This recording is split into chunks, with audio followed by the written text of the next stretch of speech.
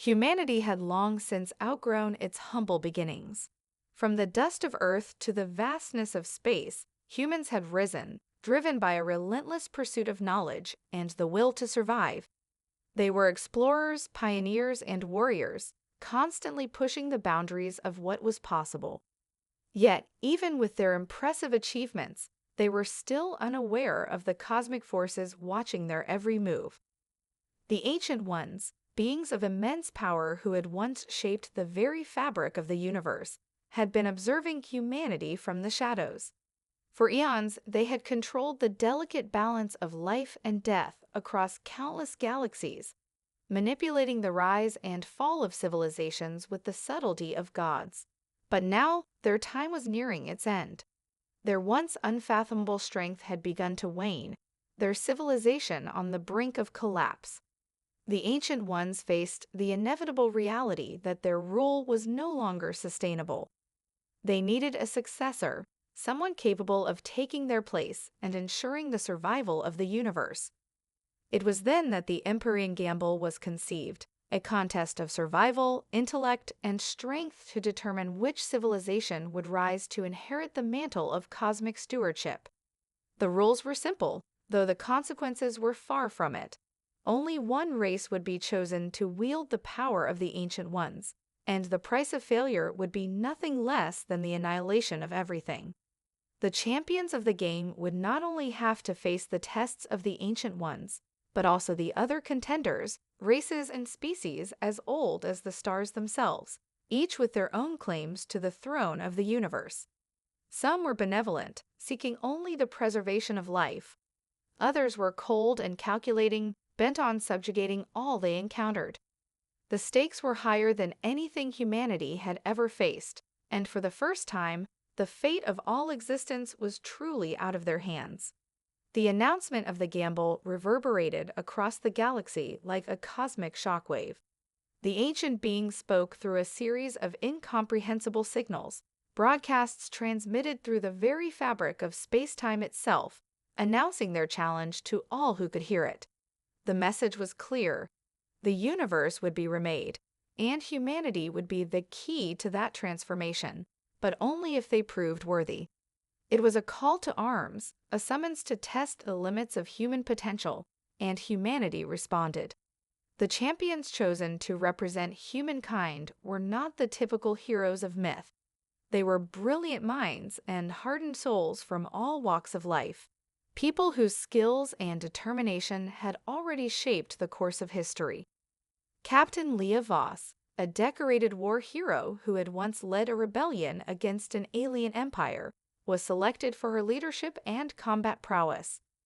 Dr. Emery Towarith, a brilliant scientist whose groundbreaking research had unlocked the secrets of dark energy, was chosen for his intellect and scientific ingenuity. Isla Kaur, a rogue AI engineer with a dark past, brought her unparalleled knowledge of technology and hacking. Finally, Cal Ryan, a former criminal-turned-strategist, was chosen for his deep understanding of alien cultures and his ability to think on his feet in the most dangerous of situations. Each champion was linked by one thing: humanity's indomitable will to survive. Together, they would embark on a journey that would test their every limit, as they fought to claim a future not just for themselves, but for every living being in the universe. But they had no way of knowing that the game they had entered was already rigged. The challenges would be more than they could imagine, and the enemies they would face would be unlike any they had ever encountered. The universe was about to show them that survival was not just a matter of strength, it was a matter of heart, mind, and the will to endure. The champions gathered in the heart of a colossal space station, a gleaming, metallic structure orbiting a dying star.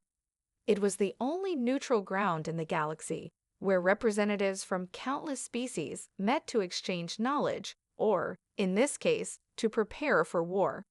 The Empyrean gamble would be fought in the most unforgiving parts of the universe, but the station would serve as the starting point, a place where humanity's representatives could make their final preparations before being thrust into the unknown.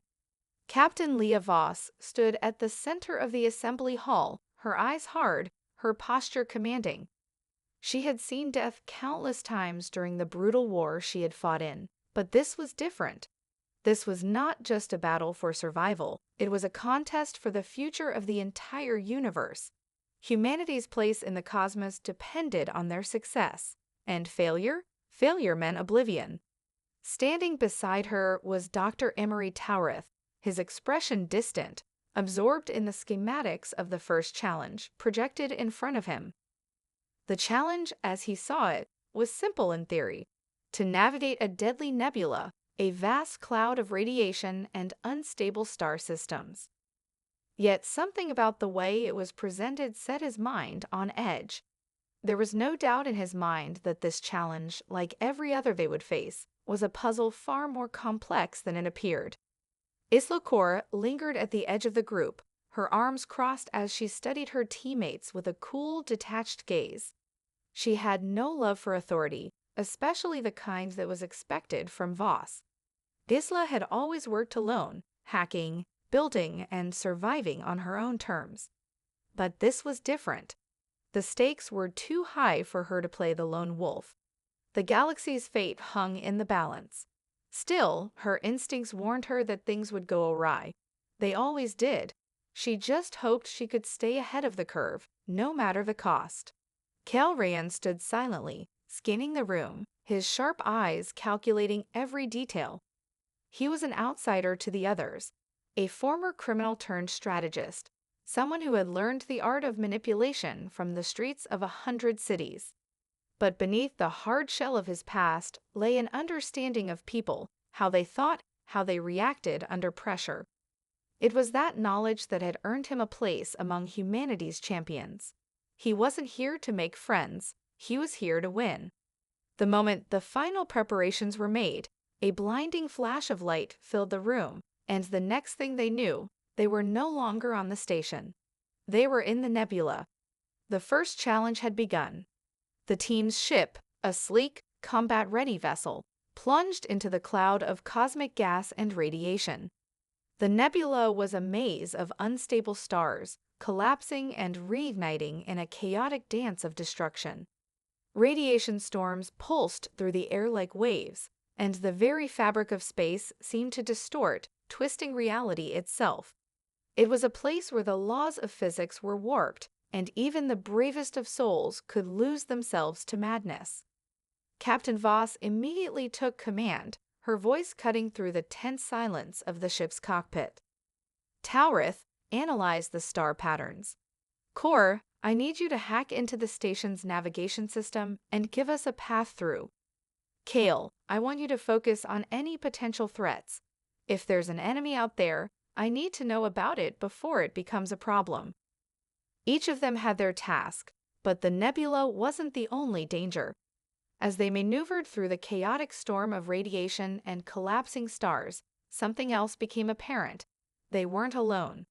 Shadows darted just beyond their view, flickering in the edges of the ship's sensors. Alien ships. Hostile forces from other civilizations were out there, waiting to tear them apart. This was no mere test of skill, it was a hunt. The first attack came without warning. A sleek black vessel materialized from the shadows, its weapons flashing as it targeted their ship. The ship shook violently as lasers ripped through the hull, the warning alarms blaring in unison. Voss gritted her teeth, brace for impact. Cal's voice came through the comms, cold and precise. The enemy ship is using cloaking tech. I can't get a clear read on it. We need to fight blind. Dr. Taurith was the first to react, his hands flying across the console. I've got an idea, he muttered. If we can channel the star's radiation into the ship's shields, we can temporarily blind their sensors. It'll give us a chance. Voss nodded sharply. Do it. Cor, already on her task, hacked into the enemy ship's systems, sending pulses of interference that scrambled their targeting systems. The ship shook again as another barrage of fire exploded against their hull. But just as Voss thought they might lose control, Taurith's plan worked. The shields flared brightly, casting a wave of energy across the nebula, disorienting their attackers. Now, Cora, Voss barked. Core's fingers flew over her console, her eyes narrowed with fierce concentration. I've got it. I'm sending a signal to their navigation grid. It should knock them off course. The aftermath of their first victory in the nebula left the team shaken but resolute. Their ship was damaged, systems strained, but they had survived. The enemy had been driven off, but they all knew this was only the beginning. The first challenge was meant to test their ability to work together under pressure, and it had done so in the most brutal way possible. What had once seemed like a simple task had turned into a fight for their very lives. Captain Leah Voss stood at the helm, her expression as hard as the steel of their ship's hull. She knew the team was good, but they had to be better. There could be no room for error from here on out. The next challenge would come soon, and it would be even more dangerous. Core, I need a full diagnostics report on the ship's systems, Voss said, her voice low but firm. Taurith, we're going to need more energy. Find a way to tap into the star systems around us. We can't keep relying on our reserves. Core glanced up from her console, her fingers still moving across the keys. Already on it. I'm rerouting some power from the life support systems to the shields. But we're pushing the limit here. Another attack like that, and we'll be sitting ducks. Kelrayan, standing at the edge of the command center, narrowed his eyes. What if there's more to this than just surviving the challenges? What if the real game is about us? About our alliances, our loyalty? They're testing not just our skills, but our ability to betray each other. The words hit the room like a bombshell. It was a thought none of them had entertained until now. They had assumed that if they survived each challenge, the next one would come in good faith. But what if the rules of the game were far more insidious? What if betrayal was a part of the test? Voss turned to face Kale, her voice quiet but intense. What do you mean? I mean that we're not the only ones playing the game. Other species are out there, and they've been doing this longer than we have. They know how to play the odds. Maybe the real challenge isn't just defeating the other races, but choosing who we can trust. Kale paused, his gaze shifting between the team. This is a gamble, not just for the universe, but for our souls. Dr. Taurith, who had been quietly working at his station, spoke up. If that's the case, then we're already behind. We've been working together, trusting each other. But if one of us is secretly working for one of the other factions, then this whole thing could unravel. Voss' gaze flickered to Isla Core, who had been unusually quiet since their conversation had turned in this direction. The rogue technician had a reputation for operating on the edge of the law, and Voss couldn't ignore the nagging suspicion that Core wasn't entirely loyal to the mission. You have something to say, Core? Voss asked, her voice firm but not unkind. Core's eyes met hers, and for a moment, the room was still. Then, with a sigh, Core spoke. You're right. We've all been playing it safe, but if we're really going to win this thing, we need to start thinking outside the box. I'm not saying I've already made a deal with someone, but I do know how to survive in this kind of environment. The question is, can you all stomach the truth when the game turns ugly? The tension in the room thickened. No one spoke for several moments, the weight of her words hanging in the air. Core wasn't directly accusing anyone, but the implication was clear. If the game was as ruthless as Kale suggested, then trust might be a luxury none of them could afford. Voss took a slow breath, her hands resting on the console in front of her. If we start doubting each other now, we've already lost, she said, her voice hard with resolve. We stick together. No matter what. We fight as one, or we fall apart. Core didn't respond immediately, but her gaze softened, a flicker of something almost like respect passing between them. Fine, but when the time comes, don't say I didn't warn you. The ship hummed with life again as Taurith reported that he'd managed to tap into the energy of a nearby star system. Their shields flickered back to full strength, and the navigation system stabilized. But as the team took a moment to regroup, an undeniable truth lingered in the back of their minds. The game had only just begun, and the hardest challenges were yet to come. In the vastness of the nebula, amid the twisting stars and the pulse of unknown dangers, the true test of their resolve had only started. Each move they made, every decision, could tip the balance of the game into victory or into ruin. And as much as they were fighting for the future of the universe, they were also fighting for their very humanity. With a final surge of effort, the enemy ship veered off, its pursuit thwarted, at least for now. As the team took a moment to regroup, Voss turned to face them, her eyes hard. This is just the beginning. If we're going to make it through, we need to trust each other and push past our limits. The universe doesn't care if we succeed, it only cares if we survive. The Nebula Challenge had left them more than bruised. It had left them questioning not just their capabilities, but the very nature of the game they were part of. The uneasy tension that had settled in the crew after Cal's words grew thicker with every passing day. Doubt now simmered beneath their camaraderie, an undercurrent that none of them could ignore. The true purpose of the Empyrean gamble was becoming more elusive with every challenge.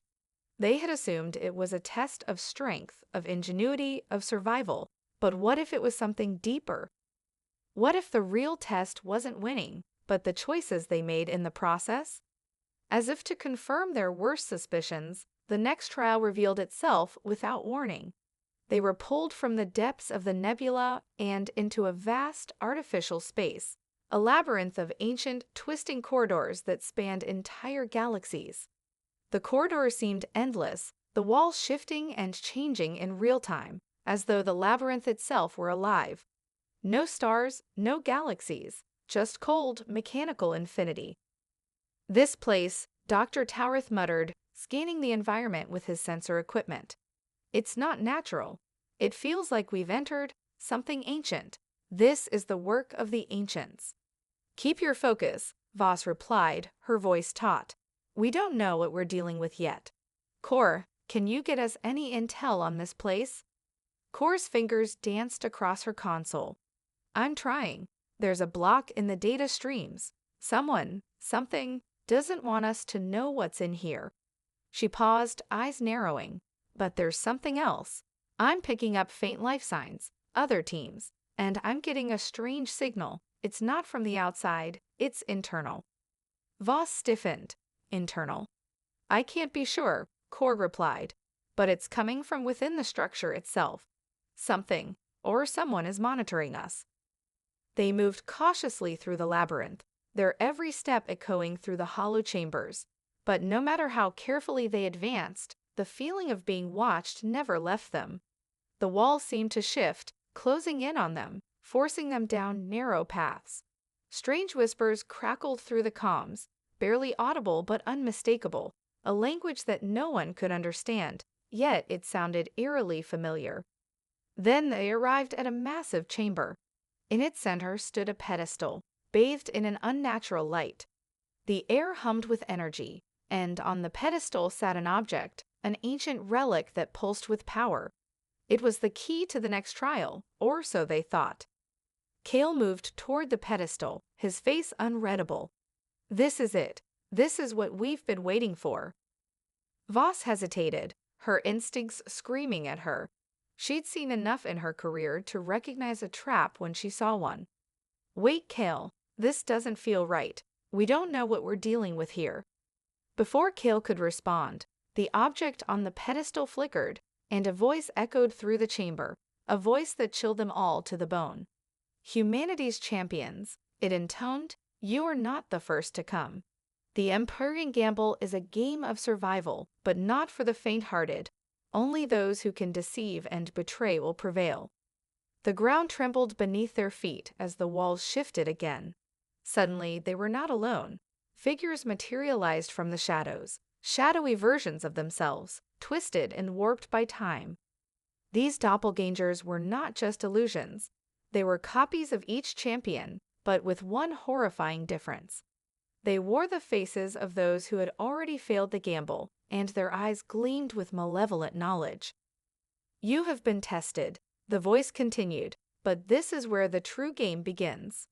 The challenge is no longer about your strength or your intelligence.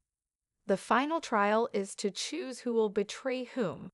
Trust is the greatest illusion, and only those who abandon it will succeed. The doppelgangers stepped forward, their movements mirroring the champions with unsettling precision. Voss's heart raced as she turned to her team. Stay together. These aren't just illusions. They know everything about us. Cal's eyes gleamed with something darker, something she couldn't quite place. He stepped forward, his hand brushing against one of the doppelgangers. The shadowy figure smirked, its lips curling in an expression that was all too familiar. Trust no one, Captain. Even the smallest lie could be the end of you. Taurith and Kor exchanged uneasy glances, but it was Cal who spoke next, his voice low and measured. Maybe they're right. Maybe we've been playing this game all wrong. If we don't start thinking about how to use betrayal, we'll never win. Voss's gut twisted. She had always trusted Cal's cunning, his ability to read people, but this was something different. The rules of the game were changing, and it wasn't just the universe that was testing them anymore. It was their own decisions, their own instincts. Each of them would have to choose, stick together or break apart and play the game for themselves. As the doppelgangers encircled them, their faces twisted into grins of malice, and Voss realized the true nature of the Empyrean gamble was becoming clear. It wasn't about survival. It was about deception, and the game had only just begun. The chamber had grown oppressive, the air thick with tension as the doppelgangers circled them, their movements sharp and deliberate. Voss's heart pounded in her chest, her mind racing as she tried to make sense of the new reality they faced. What had once seemed like a straightforward contest of survival had shifted into something far darker, a game of manipulation and betrayal. The voice from the shadows spoke again, its tone now mocking. Do you think you are the first to face the ultimate trial, champions? Do you think you are the first to believe in the lie of trust? Voss's eyes locked onto Cal, who was standing near one of the doppelgangers. His face was unreadable, but his posture was different now, less a soldier, more a player in a game whose rules were shifting beyond recognition. It was as if the tension between them was palpable, as if they were all waiting for someone to make the first move. I don't trust any of you, Cal said quietly, his voice carrying across the chamber. And I don't expect you to trust me, but we're all here for one reason, to win. And if we don't start thinking strategically, not emotionally, then we're already dead. Dr. Taurith shook his head, his brow furrowing with disbelief. This isn't just about winning, Cal. This is about survival, about saving the universe. We're not supposed to be turning on each other. Maybe, Cal said, his gaze never leaving the doppelgangers. But the universe isn't playing by your rules, Taurith. It's playing by its own. Voss clenched her fists. She knew Cal's words weren't entirely wrong, but the thought of breaking their unity felt like a betrayal of everything they had fought for. Was this truly the only way forward? Was the ultimate trial simply to tear each other apart in order to win? Before anyone could respond, the room seemed to shift again, the walls bending and warping, as if the very space itself was twisting under the influence of an unseen force. The doppelgangers spoke in unison, their voices now a dissonant chorus that echoed through the chamber. You must decide, they intoned. Who will remain? Who will fall? The ground beneath their feet trembled as the pedestal at the center of the room began to glow brighter, casting eerie shadows across the walls. The object atop it, the relic, pulsed with a strange energy, and the air seemed to hum with its power. Voss's stomach twisted. She could feel it now, the weight of the decision pressing down on them. This was the moment that would define everything. If they chose wrong, they wouldn't just lose the gamble. They would lose everything. The universe would fall into chaos, and the Ancient One's legacy would be erased. The doppelgangers advanced, their eyes glowing with an unnatural light. One of them, the version of Voss, stepped forward, its lips curling into a twisted smile. The decision is simple, Captain. Choose one to betray, or all of you will fail. Voss swallowed hard, her gaze flicking between the others. She felt the weight of the moment like a blade against her neck. If they couldn't trust each other, if they didn't know who to sacrifice and who to protect, then they were doomed. The relic on the pedestal seemed to pulse with the promise of power, and for the first time, Voss felt a deep, unshakable temptation to seize it. But at what cost? Taurit's voice broke through her thoughts. If we choose betrayal, we'll all become like them. And we'll lose everything, our humanity, our souls. Isla Kor, standing near the edge of the room, had been quiet, her fingers twitching as if she was considering her own options.